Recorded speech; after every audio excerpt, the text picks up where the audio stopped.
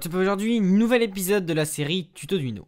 Dans cet épisode 5, nous allons utiliser le DHT11 capteur de température et d'humidité. Dans le dernier épisode, on avait vu le capteur de température LM35 qui fonctionnait sur une pin analogique. Cette fois-ci, le DHT11 fonctionne avec les pins digitales. Dans cet épisode, nous allons voir la notion d'entrée des pins digitales et l'ajout des librairies dans notre code.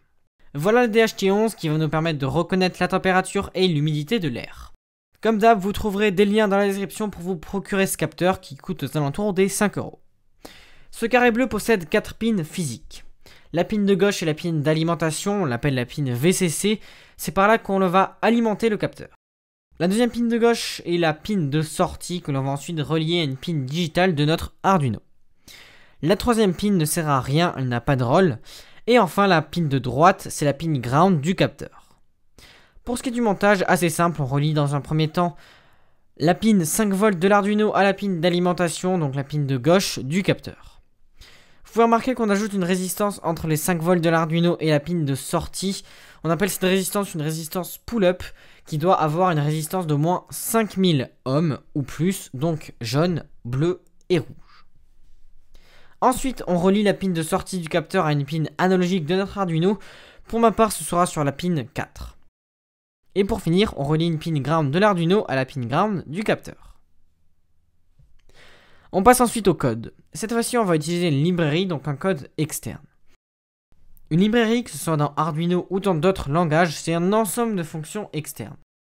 Prenons par exemple l'épisode 4 de Tutoduino, on aurait pu utiliser directement une librairie faite pour le capteur LM35, et donc en appelant seulement une fonction, on aurait pu avoir directement la température. Bon, dans ce cas, on n'avait pas besoin de librairie car le code était déjà assez simple. Pour le capteur DHT11, on va utiliser la librairie DHT11, tout simplement. On va donc devoir importer cette librairie dans notre code. Cette librairie, comme je vous l'ai dit, elle est externe, on va donc devoir la télécharger sur Internet. Allez dans la description, rendez-vous sur le lien de téléchargement, puis cliquez sur le lien « Télécharger le fichier ». Une fois la librairie téléchargée, une fois le nouveau sketch créé dans votre logiciel Arduino, allez dans le menu croquis juste en haut, puis dans Include Library, et ensuite dans Add.zip Library. Choisissez ensuite le fichier zip que vous venez de télécharger. Là, on vient d'apporter la librairie dans notre logiciel Arduino, mais pas dans notre code. Pour cela, croquis Include Library, et descendez tout en bas dans le dernier sous-menu pour trouver la librairie DHT11. Cliquez dessus et c'est fait, on voit que dans notre code apparaît la ligne #include DHT11.h. Première ligne DHT11 DHT, on déclare un objet de type DHT11 que l'on nomme DHT en majuscule. #define DHT11 pin espace 4, ici on définit la pin digitale sur laquelle est reliée la sortie du capteur, pour ma part c'est la pin digitale 4. Donc DHT11 underscore pin vaut 4. Je le rappelle, n'oubliez pas la virgule car cette ligne est une instruction. On va maintenant passer dans la fonction setup avec serial.begin 9600. On l'a vu dans le dernier épisode, il permet d'ouvrir le port serial pour tout simplement écrire dans la console. On passe ensuite dans le loop dht.read DHT11 underscore pin. Avec cette ligne, le programme va lire le capteur DHT11, il va en quelque sorte ouvrir la communication avec le capteur. Il va vérifier si tout se passe bien côté capteur.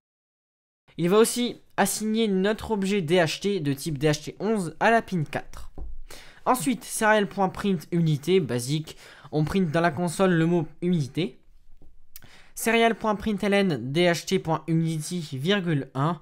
Encore une fois, on écrit dans la console, mais cette fois-ci, on écrit une fonction apportée par la librairie DHT11. Cette fonction, DHT, donc l'objet de type DHT11, .humidity, ,1.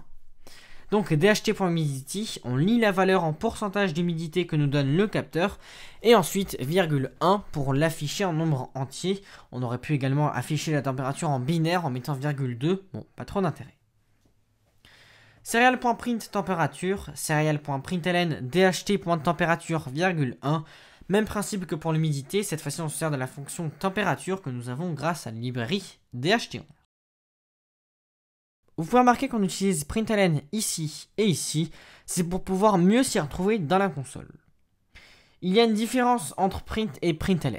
Print écrit le message dans la console, println écrit le message à la console puis va à la ligne ensuite. Et pour finir, Delay 1000, comme ça on affiche l'humidité en pourcentage et la température en degrés dans la console chaque seconde. On peut désormais lancer le programme si vous avez des erreurs, vérifier tout ce qui est point virgule et majuscule. On ouvre la console et on peut voir apparaître toutes les secondes l'humidité et la température de l'air. Voilà pour ce 5e épisode de Tutoduino. Encore une fois, les liens pour le DHT11 et les résistances sont dans la description, de même pour la librairie DHT11. Si vous avez des questions, les commentaires sont là. Restez connectés, il arrive bientôt un autre épisode 5 de Tutoduino, complémentaire à celui-ci où l'on utilisera un capteur de température étanche. Merci d'avoir regardé, j'espère que la vidéo t'a plu, si c'est le cas, like, commente, partage et surtout, abonne-toi.